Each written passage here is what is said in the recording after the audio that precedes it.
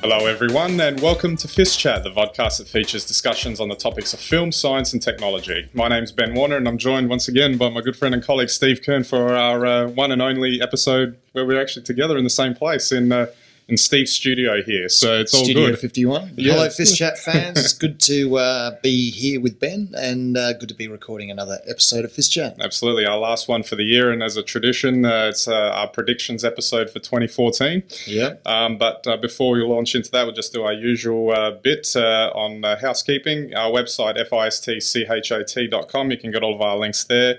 You can subscribe to our audio via iTunes, SoundCloud, and our RSS feeds, and our videos on YouTube, Vimeo, and Digicosm TV. We've got our social media feeds, Twitter, Google+, and Facebook, so you can interact with us there. We've got our ebook, The FiST Report, at fistreport.com, which is hosted on Amazon, only 99 cents, and helps to support the show. And we're aiming to have the second volume at the beginning of next year. So Volume 2, FiST Chat. Absolutely, another year's worth of our blogs. That's right. So it's all good. And so, of course, supplementary content as well, weekly blogs, photography on Instagram and Flickr. And if you think anyone might be interested in our weekly discussions on film, science and technology, then feel free to send them to our website. We'd appreciate that. All right, so film, science and tech predictions for 2014. It's an interesting sort of grab bag there. We'll start with film, and this is just something we were chatting about just before we got on. I'm actually thinking it started this year, and I think it's going to continue next year, that it's sort of the end of new Hollywood, the Hollywood of the 70s, 80s and 90s. I think entertainment is by and large in. It's a product, at least from the Hollywood perspective. And there's a certain sameness to all of these films that are coming out now. And for example, with the exception of maybe Gravity this year, I can't remember, most of these films being, that distinctive. I think you're right, Ben. I think we've definitely got a 21st century trend now emerging in Hollywood or out of Hollywood. And I certainly say Gravity was a great film. I think there were a couple of others. It was nice to see Rush remade. That's a historical film now, 40 years on, the story of James Hunt and Niki Lauda, so very interesting. But one thing that I have seen over the last 2 years has been a big push towards sci-fi and kind of realistic sci-fi, the sci-fi that we might almost just be able to believe in. Yep. Yeah. So do you see more of that happening though? We'll have to wait and see. We've got a couple of notable films that we'll mention in a minute, but actually now that I think of it, Christopher Nolan's making a film called Interstellar, which is supposed to be a realistic trip through a wormhole or something along those lines. Fantastic. Just like Inception, but in outer space. So he's got a bit of a good record for making quality films, so that might turn out okay, but who knows what will happen after that. But if we're talking realistic sci-fi, I saw in a preview, I went to see the second Hobbit film last night, and they had a preview of a remake of Godzilla. So who knows what else that they'll come up with. But yeah, there's a lot of sequels to comic book films, and we don't need to go through all that. It's not really surprising. Another Spider-Man, another Hobbit, another Transformers. It's this sort of pattern that seems to be emerging. Is it the CGI aspect though that's driving these action comic book franchises? Is that what it is? The fact that they can create action, the likes of which we've never seen before. Possibly. It's sort of like translating those comic book images almost literally onto screen. Which makes you wonder why they just don't animate them. Well, I'm sure they'll get to that eventually too.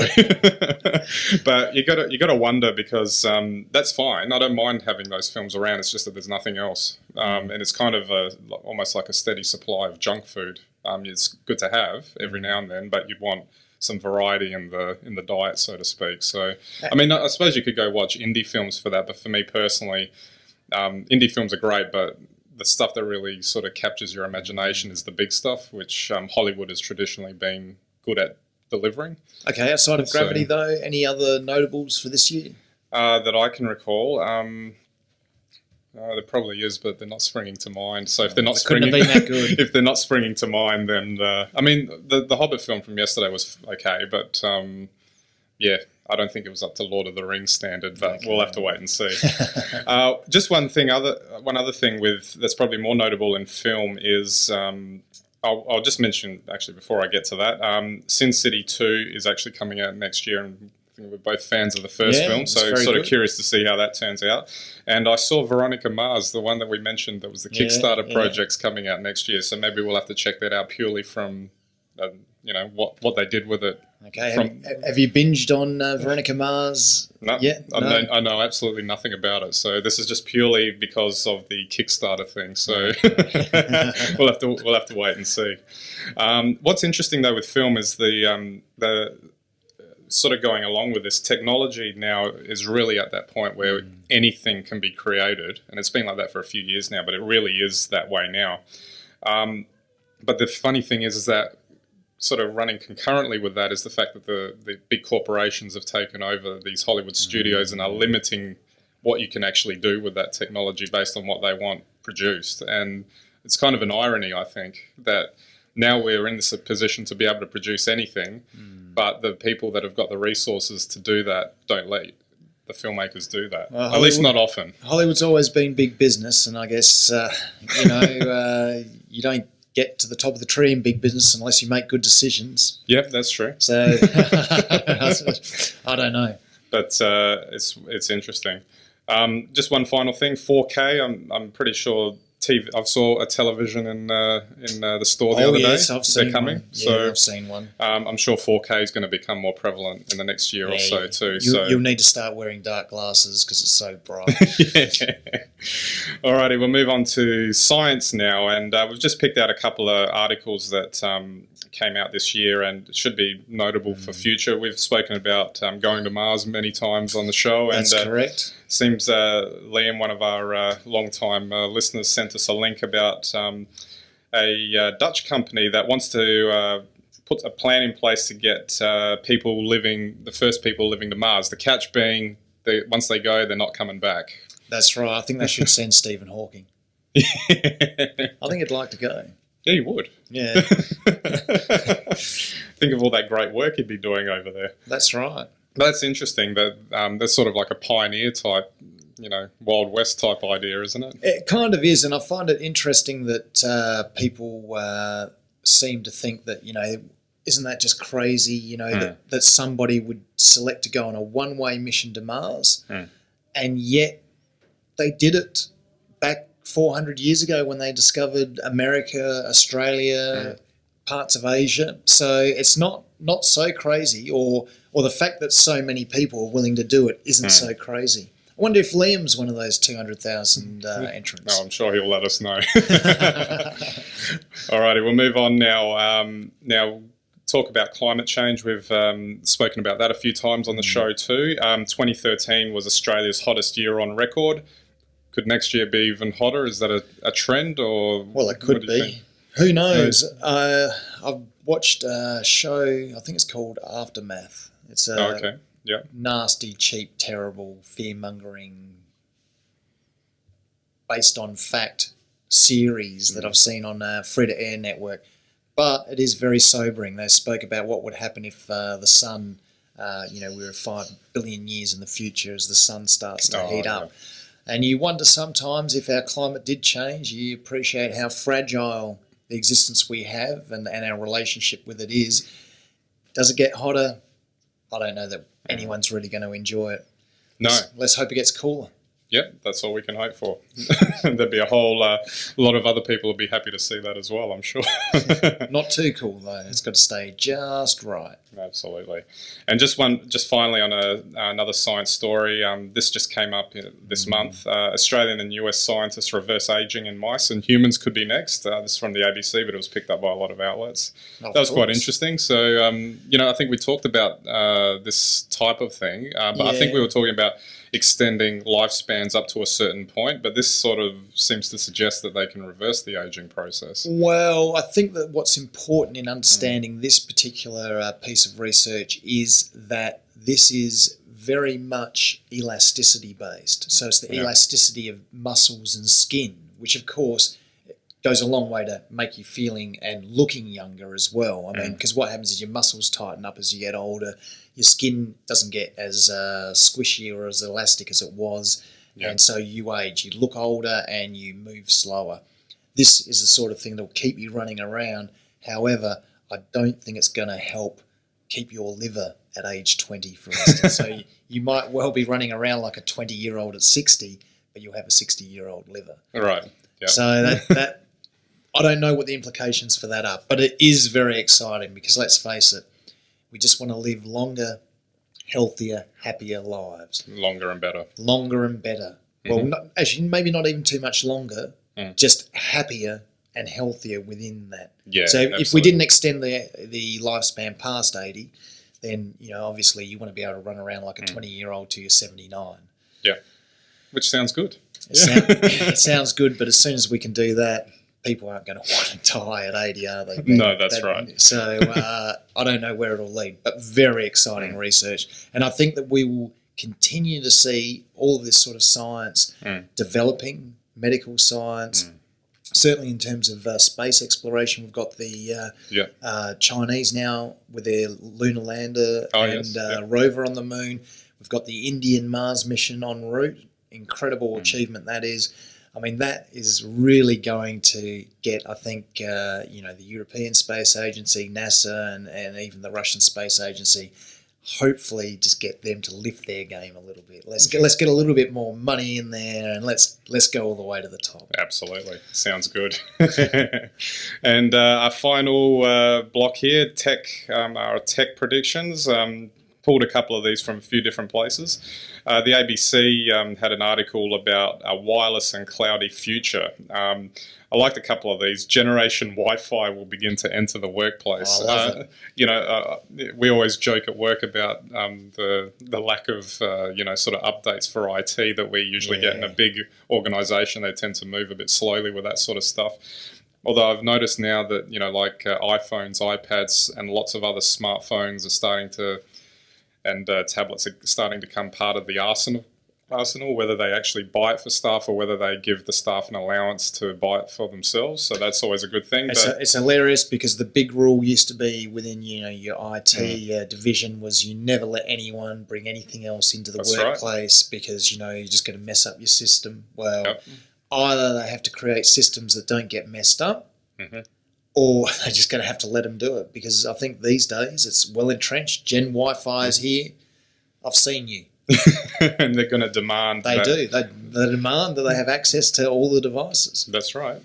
So it should be an interesting working environment. And there may even be capacity for people to be working on the move a lot more. I think so. Even though that's sort of in place now, it probably may even become even more so. I know for instance, I can work from home and log into my whole desktop of our work at home. They've been able to set that sort of thing up, and it's not even really sort of a whiz bang version of it. So think of what they can do in the future. It's amazing, and I think if we see on the back of that public transport start to include more and more free Wi-Fi, and people have the security, through the cloud to log on to their place of work.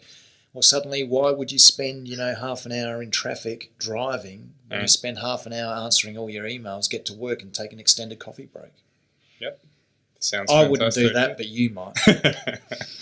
What else have we got here? Growing security concerns fuel the consideration of cloud storage. This was just an extension of, the NSA listening into or looking at your files or whatnot. So maybe there'll be some more robust security put in there. Who knows? Well, what do you think about all of that? I mean, we've heard Snowden now come out and say he's done his job and he wants governments to listen, et cetera, and for better or for worse, it's happened now. I'm not prepared to comment either way on that, but hey, people, what about Google and Apple and Microsoft and, in fact, your local supermarket knowing everything about you? Yep. Because they do. They know when you shop. They know what you buy.